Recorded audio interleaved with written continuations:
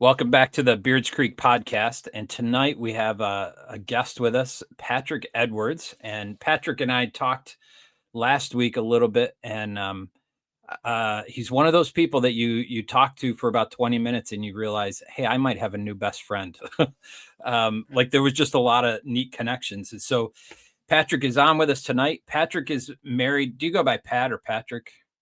Either one is fine. Yeah, All either right. Well, I'm gonna mix it up a little bit probably, but Pat is one. married with 4 kids. He's got 3 girls and a boy, so he's outnumbered at home. And they live on a farm north of Riverton, Wyoming, where they raise chickens and pigs. You do some grass hay. Yep. They attend Cornerstone Community Church in Riverton, Wyoming. And Pat was raised in I love that you said this, in a Methodist offshoot called the Nazarene Church. I too am in a Methodist offshoot, the Free Yep. Methodist Church. We're very Hmm. similar in that. And had a great upbringing in the Word. When he went to college, he attended Calvary Chapel and learned a great deal attending there. Over the years, he has enjoyed serving by leading in a men's Bible study, a college Bible study, and also helping with a men's hike into the Wind River Mountains, which just sounds awesome to me. If you haven't As you done it can, yet, you got to do yeah, I it. got to get out there. He loves the Lord, which is perfect. Why, you love the outdoors, you love the Lord even more, and that is that's why you're here. For me, anyways, those two things. And so, just a couple other real quick things. Facilitating, he enjoys facilitating. Went a few years back and got your coaching and your training from. Was that from John Maxwell? So you're a Yeah. certified. Yep. So John C. Maxwell, he has a company that does certified training and coaching, and so I went and got that, and it was a great experience, and I learned a ton from that. Yeah, yeah. I've been to some of his seminars, and he's fantastic leadership stuff. Hmm. Pat's also been podcasting for 6 years now, so he's way up on me. So we're going to rely on his professional podcasting ability tonight. Uh, Used to have a great show called Radcast Outdoors, and Hmm. now you're hosting a new show, Angling Wisdom, which I'll have you share where people can find that when we're finished. But I've checked it out, and it's some great stuff. Pat has an MBA. Now I'm gonna mess up this. Is it Chadron?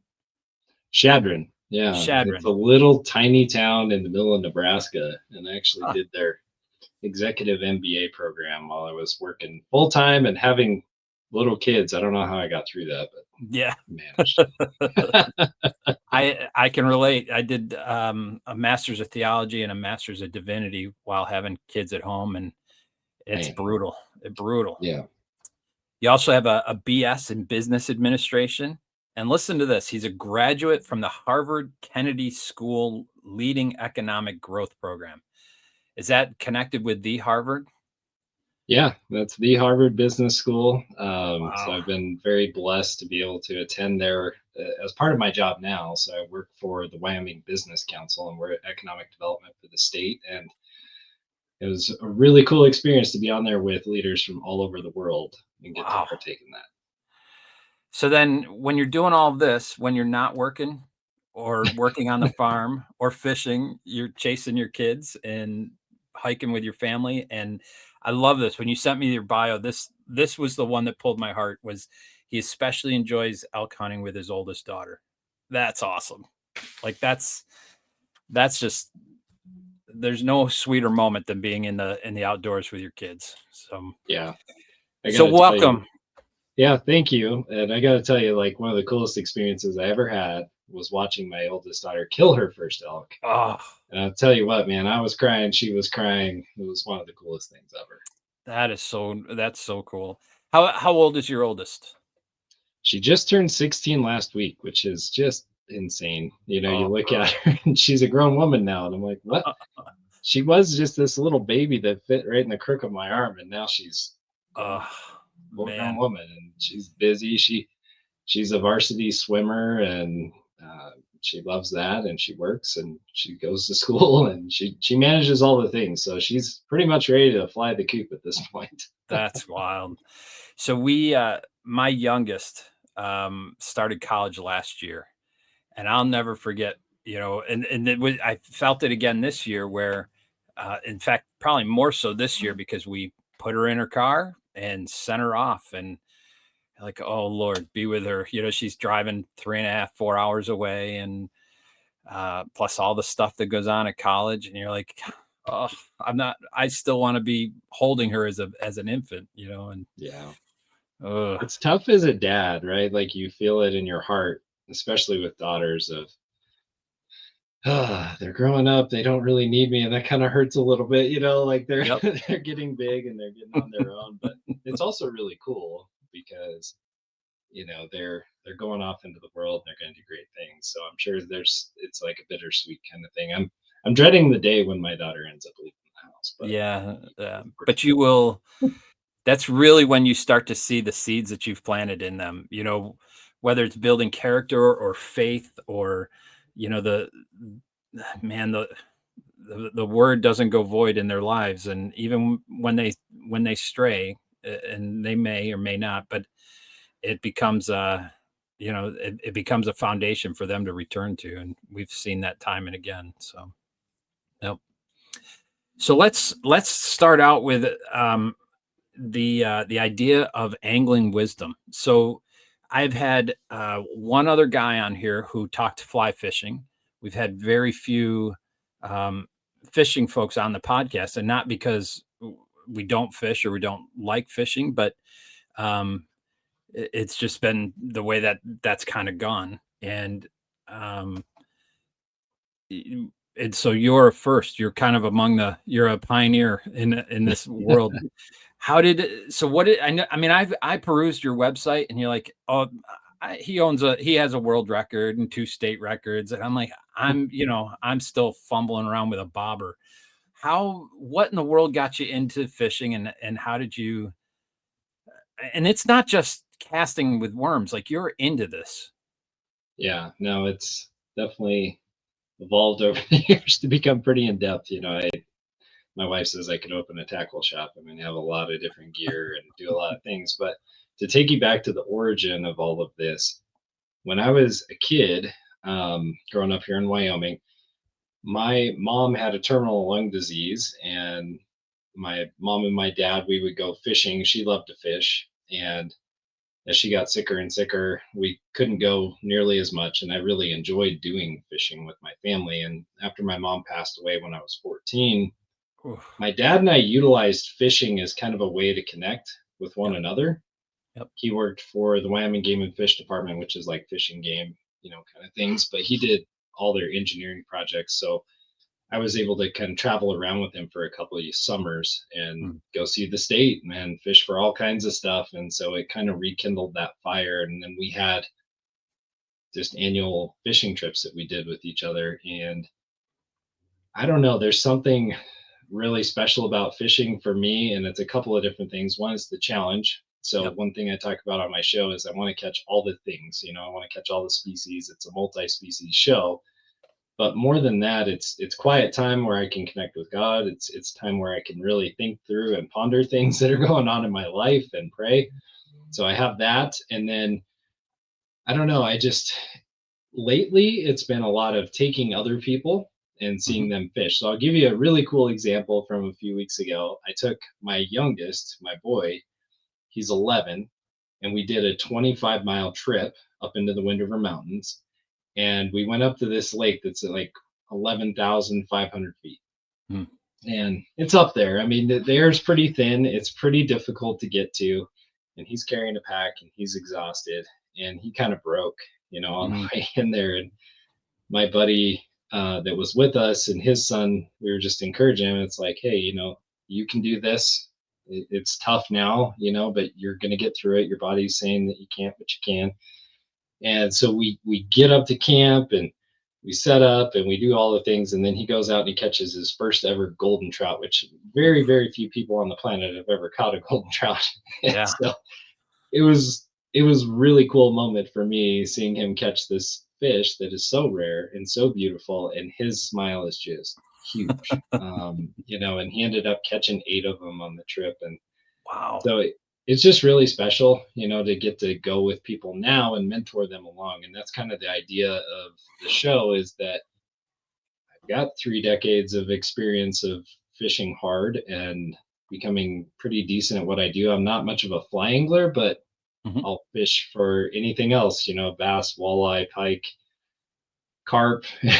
catfish, you name it, I can catch it. And I've learned all those skills, and I want to pass that on, but also use that time and that opportunity to share with others. So it's Yeah. it's pretty special. Wow. Man, that's so the roots run deep there, to start Yep. with your family. And I got to imagine that time with your dad, well, and the time with your mom prior to was pretty formative, right? I mean, Yeah. that's pretty I wild. I gotta tell you, we were attending the Nazarene church in Cheyenne, Wyoming when I was growing up, and my mom was a real special lady. I mean, she was truly a child of God.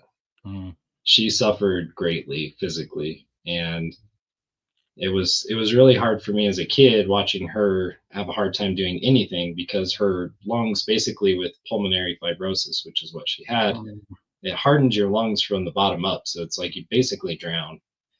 And God was good, man. I mean, he walked with us through that. She got on a transplant list. She got a transplant in 1997, yep. and it was back when lung transplants were pretty new. I mean, they were still kind of experimental in some Yeah. ways, and so she got a left lung transplant. And the whole time she was in the hospital, she was witnessing to people. I mean, Mm, she would go to other people's rooms and read them scripture. She just loved God so much, and she trusted God in everything. yeah. And God blessed her with another 2 years of really good life. Like, she got a lot better. She was able to go and teach at the local high school. She taught health occupations because she was a nurse prior to getting sick.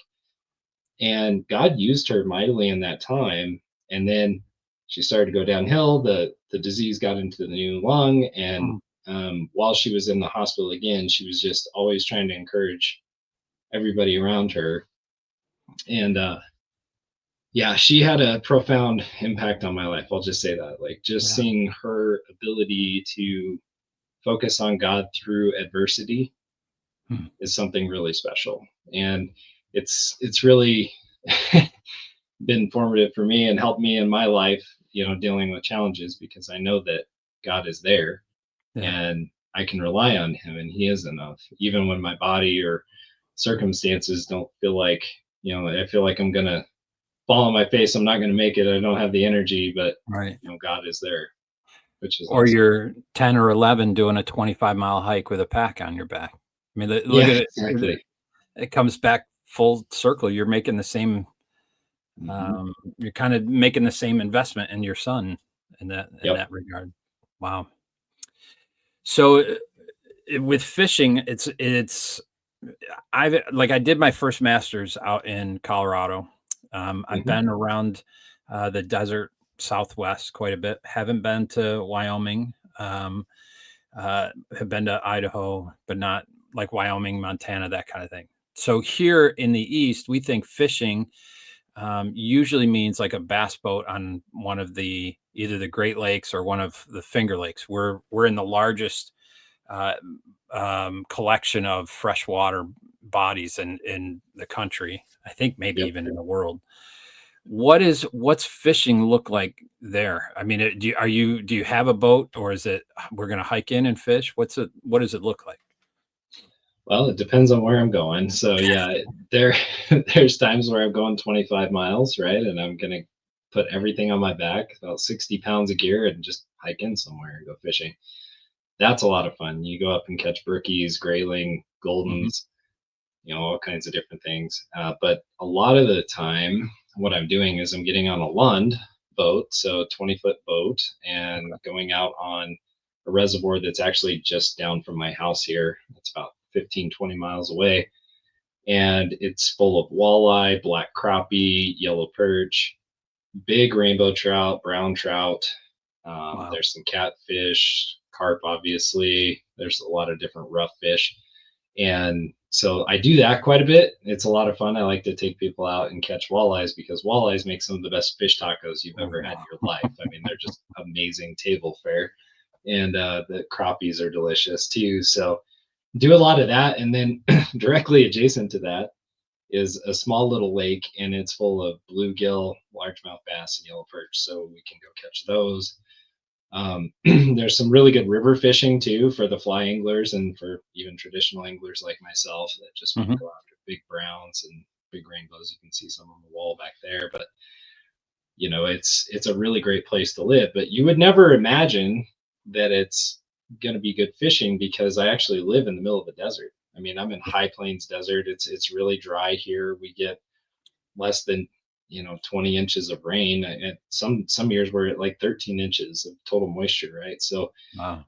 not a lot of moisture in this particular spot because we're surrounded by mountains, and so a lot of that precipitation gets diverted around. But yeah, the the climate and the geography, you wouldn't think there's much, but we have some massive reservoirs because we do have some hydroelectric dams. And Wyoming is like that. You'll have high plains lakes, you'll have big kind of canyon style reservoirs that are super deep and they drop way off. We have, um, the high mountain stuff too with the lakes and streams. Mhm. So it's a little bit of everything. And I always I give my buddies over in the Midwest and that Great Lakes area a hard time because you have way more water than we do. You have way more fishing opportunities, but we have the mountains. Yeah. And so we've got that, and it's pretty special, but we always go back and forth about who has the better fisheries. And I don't know, it's a Yeah. toss up, man. It's a toss up. Yeah. And that is the water. I mean, if you're in a high desert, right, less than 20 inches a year, where Mhm. does that water come from? Is it snow melt from the mountains or what? Yeah, so it's mainly snow melt from the mountains. We have some glacial melt too because we have a few Mhm. glaciers left, not very many. But yeah, the water is pretty pristine and spectacular. It comes in runoff from the mountains. Runoff time is always really good fishing time too. I mean, Mhm. the months of May and June, the walleye fishing is phenomenal, and also big lake trout. I think I had told you about big lake trout too. Down in Flaming Gorge Reservoir, I actually have a film that'll come out in March Okay. timeframe. But we went down there and catching lake trout over 40 inches. It's bananas, man. I mean, these Yeah. fish are just so big, and I know you've got some like that up in the Great Lakes, but Yeah. it's just crazy because you're in a desert and you're in a canyon reservoir. It's like catching these huge fish, 30-pound lake trout and Yeah. bigger. I mean, there's 50-pounders in there too. It's just wild. Wild. Man. We, I think one of the things that hurts us on the East is that we had years of acid rain, like in the Mm. Adirondack lakes. They all in the 80s, early 90s had pretty much died off because of acid rain. They're coming back now. Um, Lake Erie, Lake Ontario both had huge pollution issues, and those Yeah.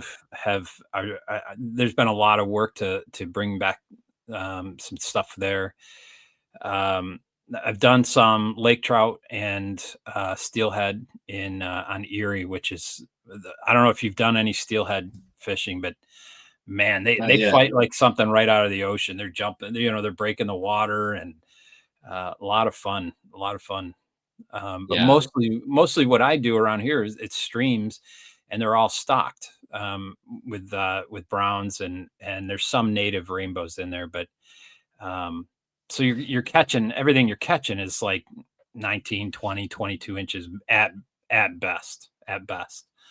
Um, I'm gonna have to make the journey out, I think. If Yeah. I need a permission slip, from from you to my wife that says I'm okay to go out, but It's spectacular. I always tell people, like, if you're looking for probably the most unique place in the lower 48 to catch fish, Mm, it might be Wyoming just because the geography is so different, and you can catch trophy fish of just about every species. I mean, we've got lake trout up to 50 pounds. We've got wow. the world record, for golden trout is here.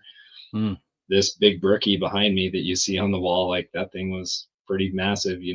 There's, um, big walleyes too. We get walleyes over 30 inches that our state record's over 17 pounds. So I mean, Wow. it's nothing to turn your nose up at. I mean, we certainly have some of the best fishing in the entire lower 48. Now, are you mostly catch and release, or do you keep? What do you? I mean, I don't know. Yeah, Our it's mindset is always, well, if we're fishing for them, we're keeping them, but not sure. always. But Yeah, so it's kind of an interesting topic because I've done the ethical debate show of oh, catch and release, catch and keep. I'm of the opinion if you want to keep it. yeah, If you want to let it go, let it go. I mean, it's really on you as the angler, but as long as you're staying in legal limits, right? Like right, right. we're called to follow the rules too. So, Yep. but yeah, I do a little bit of both. It just depends on where I'm fishing, and I've talked about this a little bit on a few of my shows, but there are some fisheries where they want you to keep a lot of fish because there's too many of them. And so if I'm going to keep fish, I'll typically go there, try to catch my limit. We have some places in Wyoming where there's no limit on certain types of fish. So an example of that is Flaming Gorge. For fish under a certain length for lake trout, they want Mhm. you to keep as many as possible. Wow. And that's because there's too many mouths to feed. I mean, if Yeah. you leave all those fish in there, the fishery crashes because it can't sustain itself. So we have several of those. So I like smoking lake trout. And so Mm. I try to catch a bunch of those so I can smoke them up because they're super oily. They taste really good and they smoke really well. So I smoke a ton of different kinds of fish. And I also, this one's going to surprise you and will probably shock your listeners and maybe turn off half of them from ever checking me out. But carp, surprisingly, smokes up extremely well and tastes very good. It's kind of Yeah. like the pulled pork of the fishing world. It's pretty tasty. So I'll do some of those, and there's no limit on those in Wyoming. But walleyes, I love to harvest walleyes. I typically give myself a slot limit of, if they're 18 to 20 inches, I'll keep them. Anything bigger than that, smaller than that, I try to let them go. But yeah, it's definitely a little bit of both. It just depends on what I'm doing, who I'm with too. Sometimes people are like, "Hey, I want to take some home." We Mhm. were talking about Jim Zumbo the other day. Yep. I took him fishing earlier this year for walleyes, and I was like, "Do you want me to keep this one?" It was one that I caught. He's like, "Yeah, let's keep it and have it for dinner." So I'll keep them in that kind of situation too. It's fun to have fried walleye. Yep. Yep. Do you get the cheek meat as well? Yeah, so I actually just released a video. So if people want to know, go to my YouTube channel, which is at Angling Wisdom. I show you how to take the cheeks out because those are Yep. like the best part. They're like Right. little medallions they have more of a steak consistency, right? Like they're a Yeah. firmer Yeah. piece of meat. They're really good. And I use those as tasters as I'm cooking the meat. Ah. Yeah, the cook gets to have the liberty of taking the best parts. Yeah, exactly. And then also, right down here where the pectoral fins are, you can also harvest that piece and it comes Mm. out to a good sized chunk. And my kids love that. They call it the bunny ears because you have the two pectoral fins kind of sticking out like that. And so we have to save the bunny ears every time I catch walleye too. It's really like that part. But yeah, I show you how to debone walleye, get every single bone out, all the pin bones, all the rib bones, everything. And it's pretty slick and it's pretty fun. So you should check that out. It's Yeah, pretty cool video. I didn't watch that one. I've watched a couple of them, but I didn't catch that one. I'll have to go back. The other thing I looked at on your website was, your recipes and the trout dip. Um, I'm trying to remember, was it golden trout that you did that with? I think it was. I'm trying to remember. I think it might have been lake trout or Okay. could have been brook trout. Could have been all kinds of stuff. I Yeah. mean, just depends on what I was catching that time of year. But that smoked fish dip, Yeah. I've gotten in trouble from a couple of people because they say it's so good that they're getting fat on it because it's got cream cheese and sour cream. So like it's not exactly something you eat to try to Yeah. lose weight, but it's so good that you just keep eating. Yeah, I marked that. I'm like, "Okay, we're trying this one." So, Oh, you won't be disappointed. It's super good. yeah. So is there, do you around here we have a lot of fishing tournaments. People fish competitively and that kind of thing. Do you do any Mhm. of that? Is that something that's out there? You know, I'll be honest with you, the last time I did one of those was probably 20 years ago. Uh-huh. And I think the main reason for me is it becomes a pride thing, Yep. right? Like of, Yep. who's the best at this and who's going to get the glory. And I recognized in myself that it's like I was going to get sucked into that. And so Yeah. I don't do those anymore. Yep. Um, I have a lot of friends that do, and they're fantastic anglers, and they're always ribbing me about getting in there and seeing if I can hang with them. But no, I avoid those. It is fun to watch. Like I enjoy seeing my friends go out and compete, and they do a great job. I have a friend on Flaming Gorge who's an amazing lake trout angler, kokanee angler. And then I've got a couple of friends that fish Boysen and around the state on the walleye circuit, Hmm. and they're incredible. I mean, Yeah. they're just really good anglers. But I don't know. I tend to stay away from the tournament scene and put in more time. I do help with running a kids fishing derby, and that's like the Hmm. highlight of my year. I really enjoy that. Yeah. I'm part of Kiwanis, and Uh-huh. the Kiwanis Club here has kids fishing derby, and we have usually 100 to 130 kids show up on a Saturday free fishing day across Wyoming. They have one day a year that you can go fishing. You don't need a license, and so we do the kids fishing derby that day.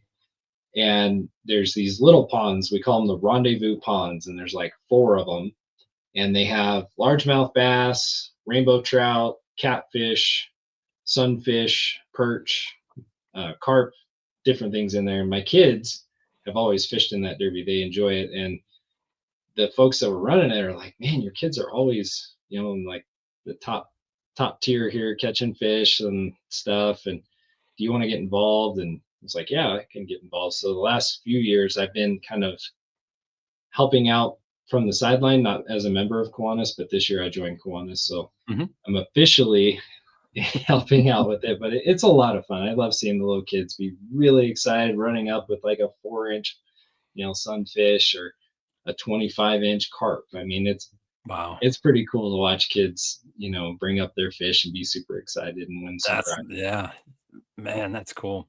Is there so there were two things that you had mentioned. One was that the insight that you had that was going to be it could become about pride, right?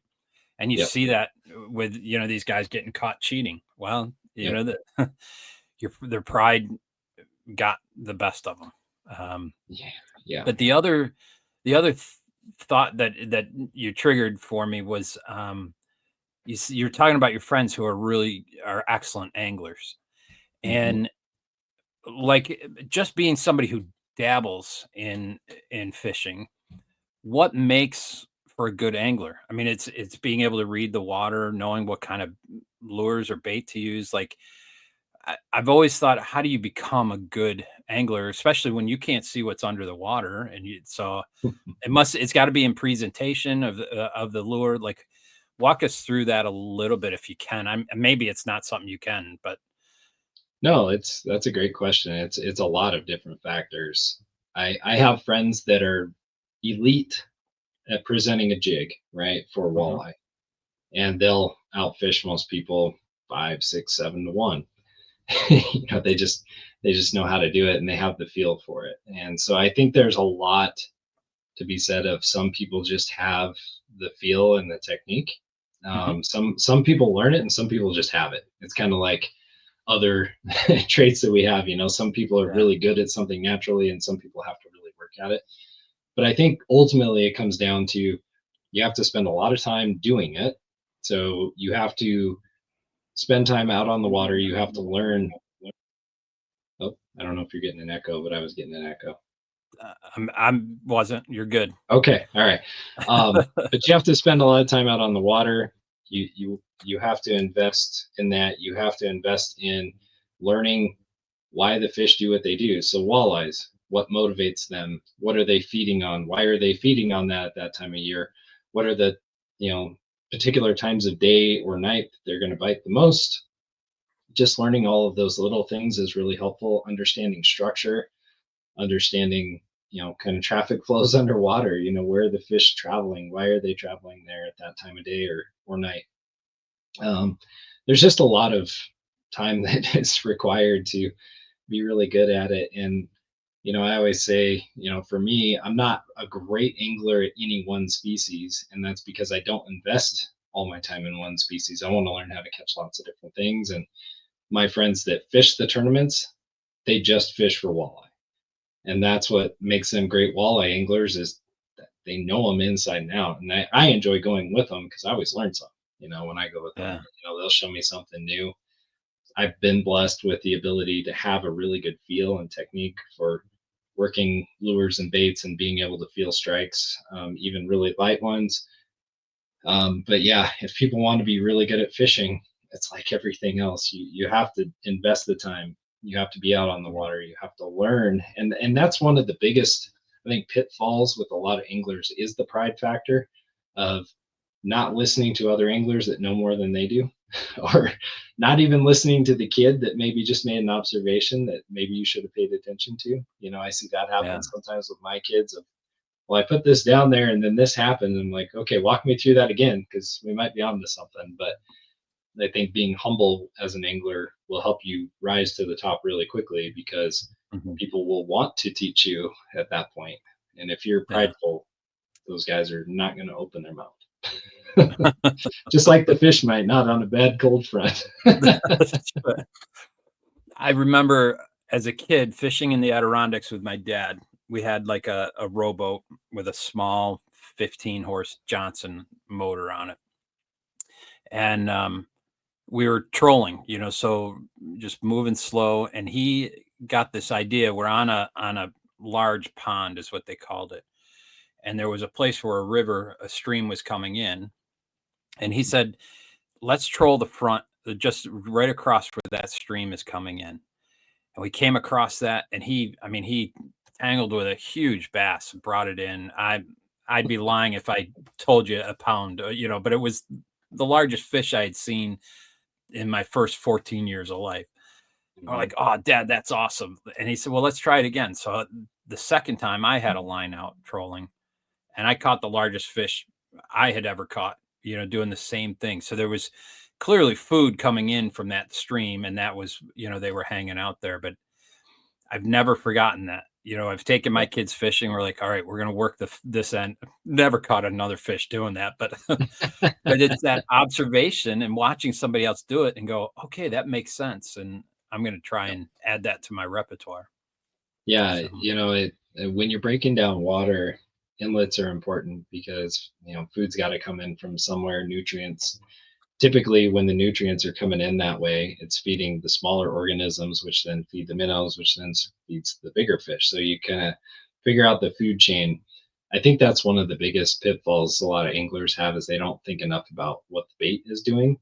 If you can figure mm, out what the forage of the fish that you're after is doing, you're going to be a lot more successful. And yeah, I've learned from some just amazing anglers that are in their 70s and 80s, and they'll make observations and they'll tell me things, and I'm just like, man, why didn't I think of that before? That makes a lot of sense when mm, you're thinking about bait fish movements or crawfish. Where they're at a certain time of year. I mean, there's a lot of species of fish that feed on crawfish, from everything from carp and walleye to trout to bass. I mean, they all eat them, and so you have to understand that to be a great angler. I mean, you just have yeah. to put the whole puzzle together. And like I said, I've been super, super blessed to have some amazing fishing mentors that have poured into me and have shown me lots of different techniques over the years. Yeah. Man, that's really cool. Like you connected the dots for me in that I wasn't thinking about the bait fish that they were eating. I just assumed the bait fish were coming in from the inlet and the bass were hitting that. But you're right. It's probably the smaller nutrients and the bait fish are hitting on that. And that, okay, that not like you've just connected some dots for me. And Hmm. okay, now I can think about, all right, what is the food the bait fish doing or the crawfish? Where are they at this point? That makes a lot of sense. Well, here's another one. So you guys have a lot of weeds, Hmm. right? So a lot of your lakes, you have a lot of natural lakes and you have a lot of weed growth. We don't have a lot of that out here, but Mm, weed growth is another one. There's a reason that the big fish are hanging out along the edges of the weeds, and that's because the bait fish are hiding in the weeds, but they're also feeding in the weeds, right? They're eating yeah. the bugs and things that are on the leaves of the plants that are growing off the bottom. And so those bigger fish are hanging out on the edges of that, waiting to ambush anything that comes out of it. So if you can fish parallel the weed structure and through weeds well, you'll catch a lot of big fish because Yeah. they know where the food's at. They know what the food's doing. And so Yeah. Exactly. you learn a lot of that out here in the West. We just don't have a ton of weed beds. There's some, and when you find them, you fish them because they're pretty rare. But we have a lot of rock structures, so a lot of the forage that Mm, the fish are going after for us are bugs, crawfish, things that'll hang out in the rocks, and so you want to imitate a lot of that out here. So wow. it just depends on where you're at. Yeah. Yeah, for sure. We're just off of a small lake here that in Western New York, Silver Lake. And it's funny, we'll go out, my wife and I'll go out and kayak, and sometimes I'll bring my rod and reel and stuff. But if you look down the lake, the shoreline, everybody in a boat is casting towards the docks, right? Because there's structure and the fish are there.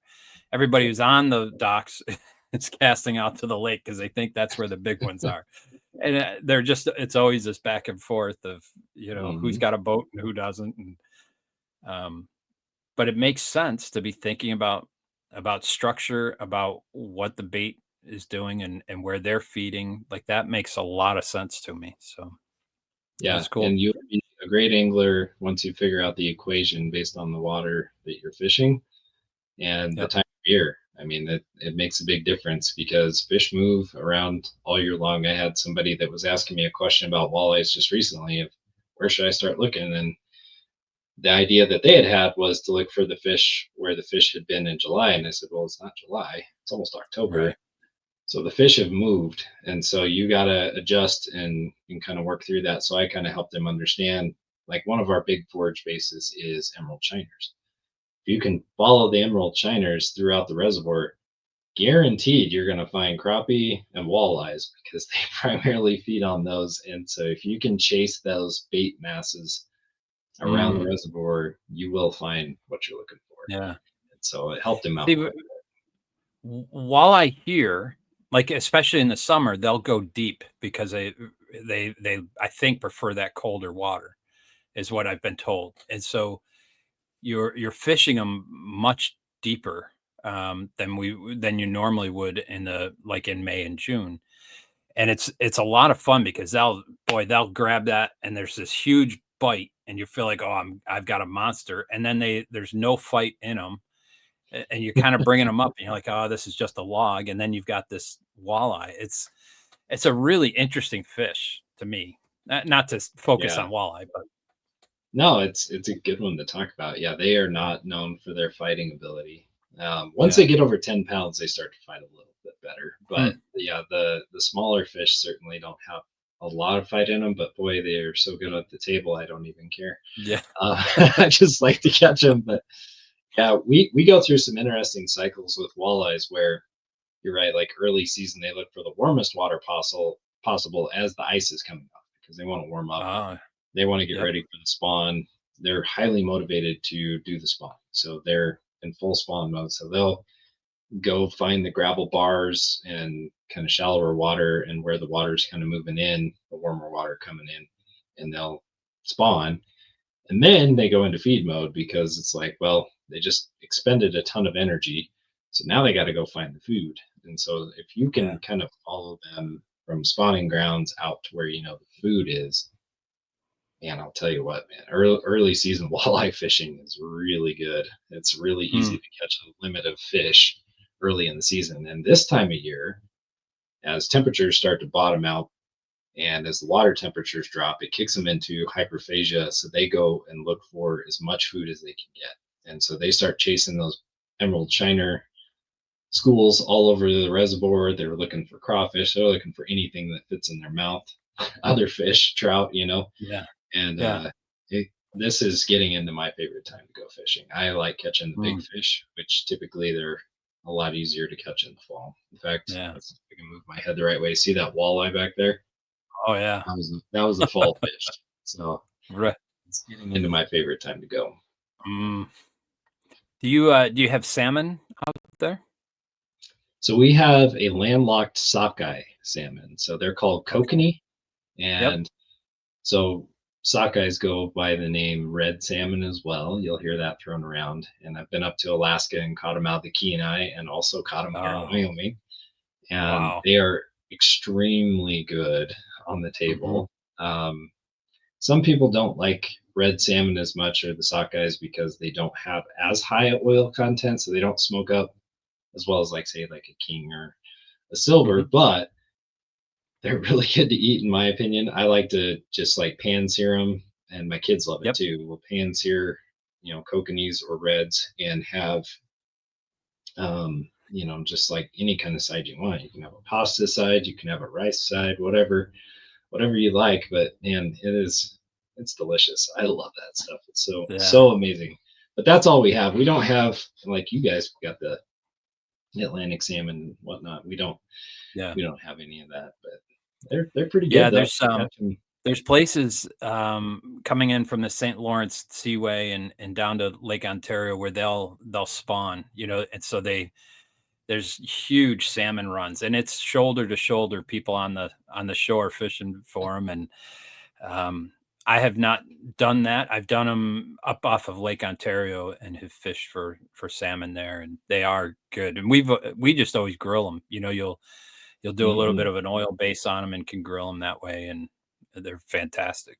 So Yeah, the combat fishing of shoulder to shoulder is something else. I've done it a few times on the Kenai River up in Alaska, and it can be a little adversarial sometimes. You have people that are a little grumpy and stuff. But I had this one day. It was great.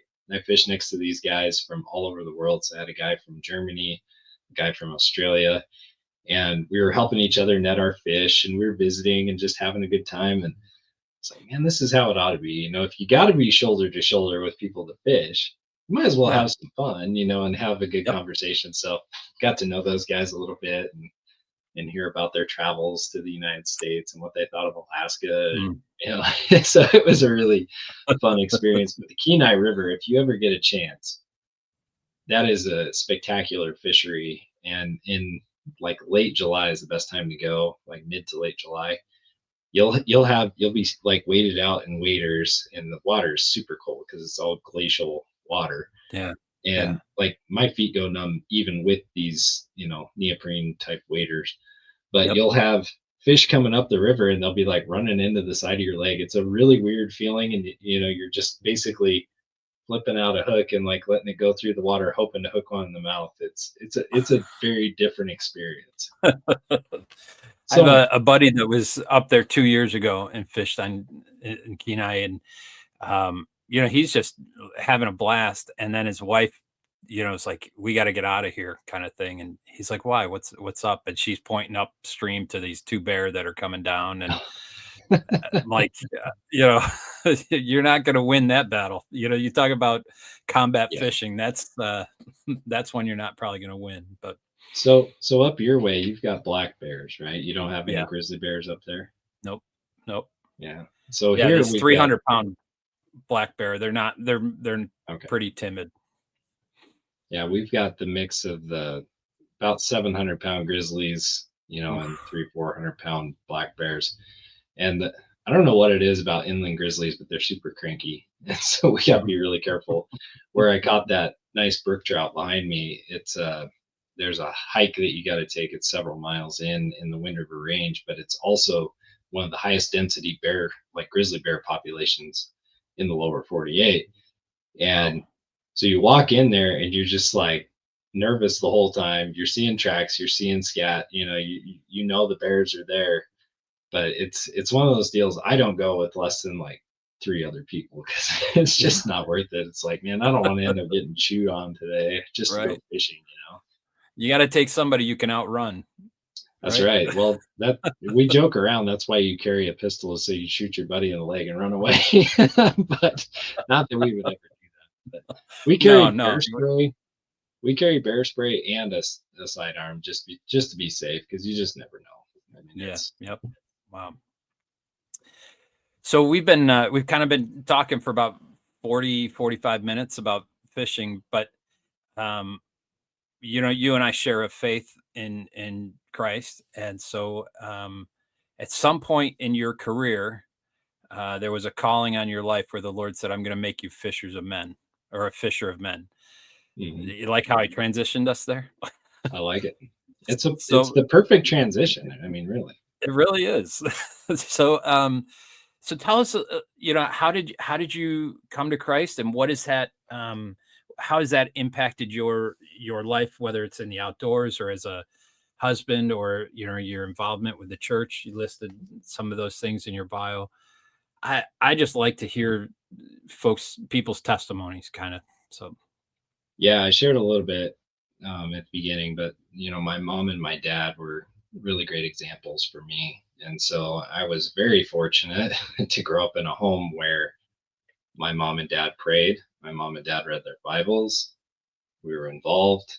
Um, but I remember church camp was one of the things that brought me to the Lord, um, in a real way, like that I knew there'd been a change, right? And um, I remember that summer. Uh, my mom was super sick. It was a tough time. Like, I didn't even want to be at camp. I wanted to be at Mm. home taking care of my mom, and she was like, "No, there's no way you're going to camp. Like, you need to get out of here and go enjoy yourself and hang out with your friends." And the Lord met me in a real way there. And Mm. ever since, like, you look at, it's kind of cool, as you get older, you look back over time and you see where the Lord has intervened in your life, and kind of where he's brought you to where you are now, which is still on the sanctification road. Like, we're still all trying to work through that sanctification as we go. But God has really been good to me in providing me opportunities to share with youth, especially. Yep. When I was a kid growing up in the Nazarene church, they had a great program called Bible Quiz. And you've probably Mhm. heard of it, but it's like you learn tons of stuff about the Bible. It's pretty competitive, and I'm a competitive guy. So, it was good for me to learn in that respect. But then also, um, I got into Teen Bible Quiz, which was a lot more of like memorizing scripture. And then when I met my wife in college, and we were starting to be interested in each other and whatnot, well, she came from a Catholic background. And of course, I come from a Nazarene background, and those two are very different. And um, she ended up coming with me to Calvary Chapel. And I remember um, we were sitting in the service, and the pastor talked about Jesus coming back. Mm. And she just tapped me and she goes, "When's he coming back? What does that even mean? I've never heard that before." I was like, "What do you mean you've never heard that before?" So then that prompted a conversation about, things that she didn't know. And she was Mm. just like crushed by that, that she didn't know that. And she came to know the Lord in a real way. And, um, fast forwarding a little bit further, just being involved, at the college ministry, a lot of kids that came through our school had different faiths that were not Christian. In fact, one of them is in my small group at my church now, which makes me really excited. He's a man Yeah. he grew up in Islam and being a Muslim, and I actually recruited him when I worked at the college from Turkmenistan. And so he came to the United States. He didn't know God, and Mhm. he had like kind of followed along a little bit with our campus ministry and whatnot. Well, then he met a young lady that was seeking after God, and she's like, "Well, buddy, if you if you want to date me, you're gonna have to figure this out, because they Yeah. were Yeah. interested in each other." Well, COVID ended up happening, and he ended up transferring to Montana State Billings, and to their campus, and he ended up coming to the Lord through a crew ministry, Campus Oh, Crusade for Christ. So, so and cool. now he moved back and he's in my small group, which is super cool. And so it's fun to talk about, you know, and talk about the Lord, and just talk about what he's done in his life. And Wow. It's just crazy, man, when you look at some of these things and how God uses you in ways you didn't really understand or realize at the time. You know, Yeah. when people say, "Hey, remember this?" and you're like, "Yeah," and they're like, "Yeah, that had a profound impact," and you just like, man, God is good, and He uses everything for His purpose. Yeah. But yeah, it's been really special over time, and now, like, I know you're a dad.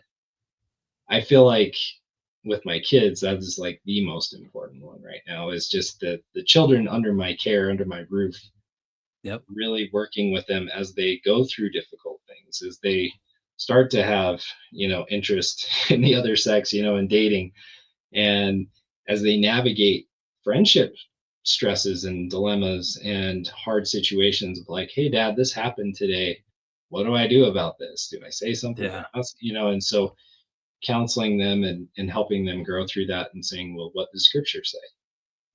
What should you do? What is God pinging your heart and telling you should do?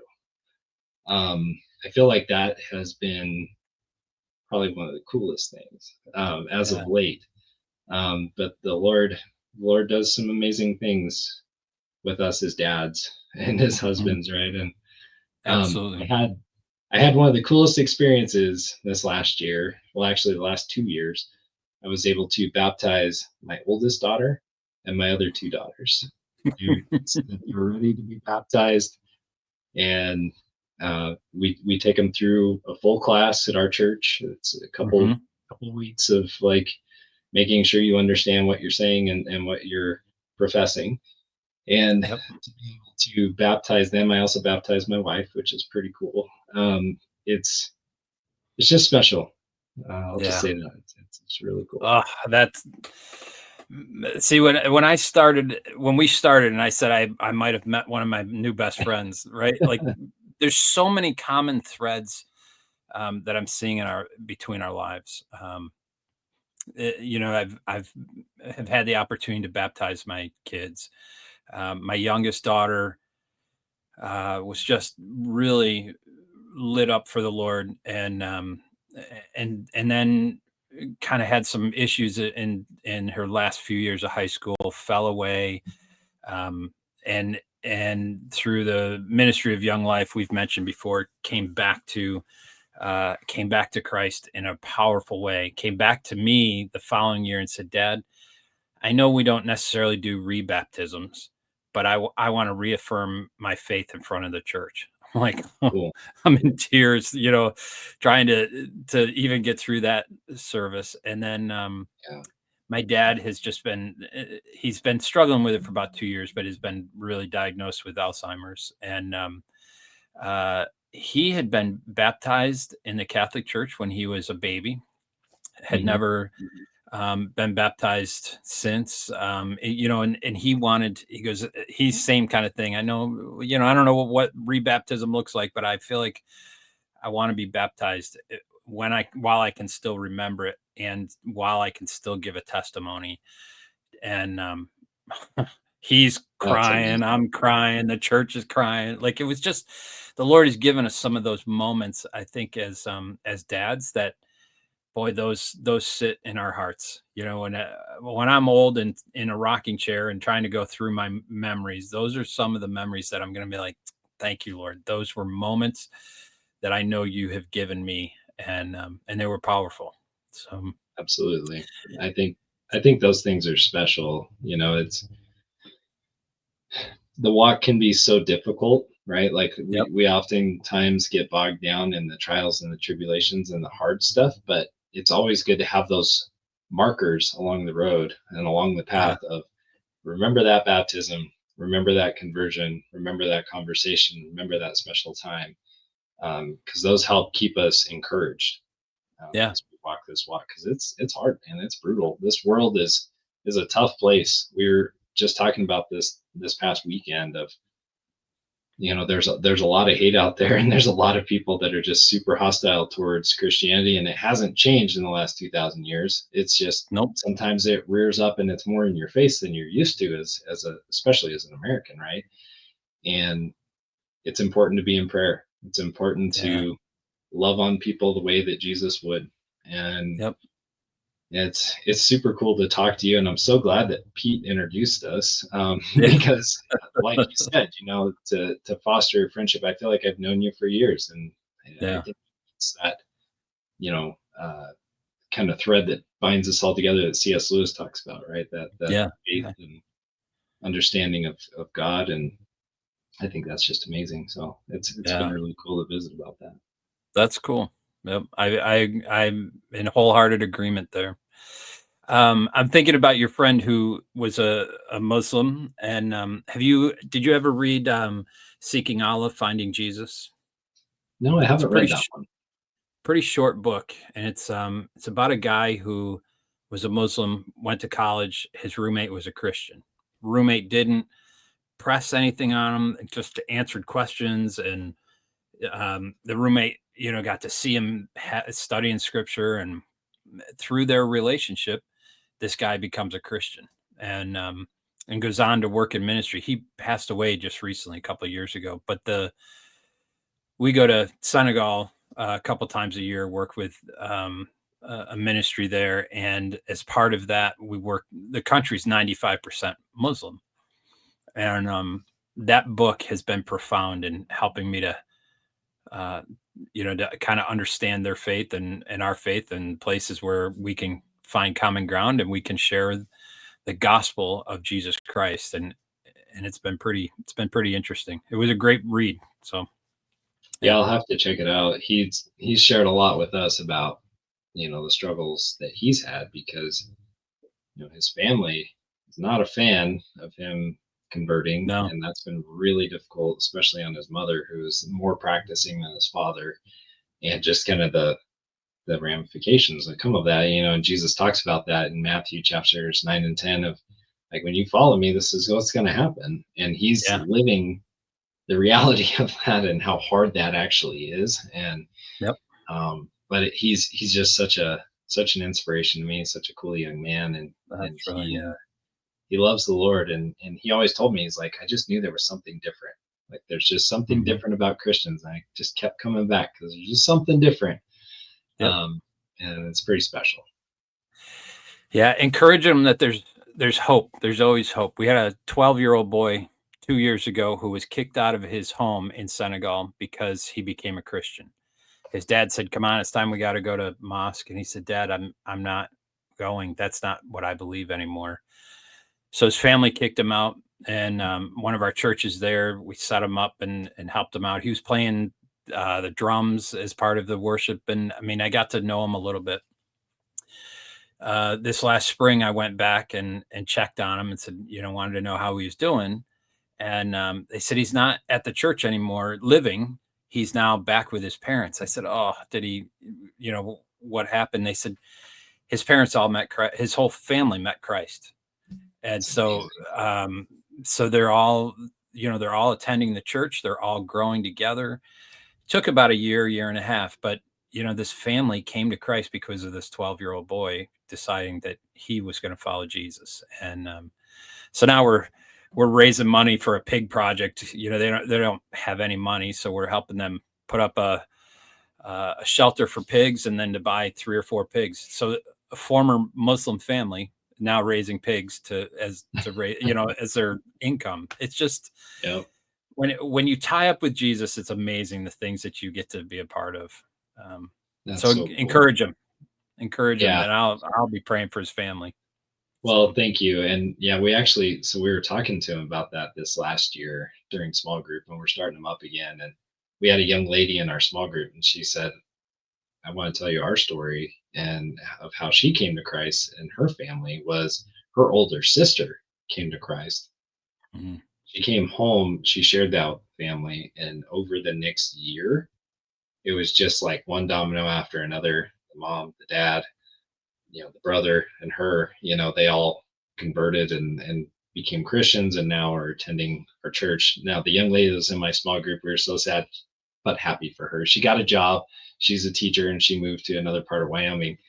But it's so cool to see how God works through people. It can be Yeah, just that one person, right? That one family member, that one yep, friend that helps get things yeah, going and helps people awaken to Christ. yeah. Amen. Well, Patrick, this has been a blast for me. Like I've learned a Hey, little bit of fishing. I've learned a little bit about, loving Jesus. I've learned a lot about you. And this has been a real encouraging hour. I can't believe that it went like we're already through an hour. So, yeah, pretty uh, sure we just started, Mike. What are you talking about? yeah. Well, maybe I mean, I'm always looking to have people, and I'm not afraid to have people on again and again. So, Pete's been on a couple times. I'll definitely give you. I'll wait until fishing season's over. I don't. Do you do any ice fishing? I do. I try not Oh, to, but I do it. It's brutal out here. I don't know what it's like out there, but oh, it's I'll cold. go. But like you can see behind me, there's a picture of me holding a big brown trout, and I'm on a river. There's actually a river below a dam that stays open. Oh, It okay. doesn't quite get cold enough to freeze that, so I fish that quite a bit in lieu of ice fishing because I don't like sitting on the ice, Yeah. but I'll do it occasionally. We see guys out on the lake all the time, and I'm thinking that just does not like sitting out there on 12 inches of ice while the wind is blowing across. Yeah, I don't I know. it's funny because I have all the stuff, right? Like I've got the augers, I've got the shelters, I've got all the gear, but it you have to talk me into it. It's pretty hard. Yeah. Well, I'll give you an excuse to not ice fish then. I'll connect with you in the heart of the winter. So That yeah, sounds good to me, and you got to yeah, come visit. I'm telling you, yeah. Wyoming is one of the most beautiful and diverse geography kind of places you can ever visit. So if you haven't been to Yellowstone or Grand Teton, Devil's Tower, some of these cool places across the state, the Wind River Mountains, you got to come backpack. Yep. That is like the pinnacle right there. But if you or your listeners haven't been to Wyoming, you should book a trip. It is phenomenal. Come out here and Okay. enjoy it. Try to put in for some hunting tags, come out and fish. There's a lot of great resources and a lot of cool people to meet. So come on out. That's cool. My older son and I are looking for an adventure, so maybe the two of us will go do some fishing. So Yeah, and you can ask Pete visit. about it. Pete's come out a few times and he's coming out in February to speak at our men's retreat. And Yep. yeah, it's a cool place, man. Wyoming is Yeah. unlike any other place, that's for sure. Well, we had Pete up 2 years ago to speak at ours, and we did a sportsman banquet, and he might not say Wyoming is quite as cool. Our Wyoming, our county is Wyoming. Um, Oh yeah, yeah, yeah. we're not. Yeah. He's middle of nowhere. New York State is not quite the mountains of Wyoming. So, but Well, that's okay. And you know what's funny about that is I've met people when I travel with my job, and they'll say, "Where are you from?" And I say, "Wyoming," and they say, "Wyoming, New York," like Wyoming County, or mhm, like I guess there's one in like Pennsylvania or Minnesota or somewhere else. And I'm like, "No, the state, like the big state, state, like north of Colorado, south of Montana." And they're like, "Oh," I'm like, "Yeah, we're right. from way out there." And now their interest is peaked. Like if they haven't been out there, like, oh, I've never met somebody from Wyoming. I gotta chew this guy's ear up a little bit. So, Well, and it's a massive state. There's only like 600,000 people, so I mean, there's not a lot wow, of us out here. wow, we have that in like Buffalo. Yeah. That's crazy. So, Patrick, where can folks find you? Yeah, so the best way to find me, if especially if you want to watch that walleye video I talked about or any of my other videos, is go to YouTube and look up Angling Wisdom. And you can also go to anglingwisdom.com. I've got recipes, blog posts, videos, all kinds of stuff on there. And yeah, you can always just reach out to me too. I do respond to people that ask me questions. I get questions every once in a while of like, hey, I'm coming to Wyoming. I want to fish for this. Where should I go? I'll try to help you out as much as I can. All right, and you're on. I found you on Instagram too, right? Yep. So I'll put. So yeah, I was gonna say pretty much any of the things you can put in at Angling Wisdom or at Angling Wyoming. I'm under one of those two on just about everywhere. So Okay. I'll put the links in the show notes so folks can find those awesome. easier. But yeah, this has been really great. Thanks a lot for jumping on with us. Yeah, thanks for having me. So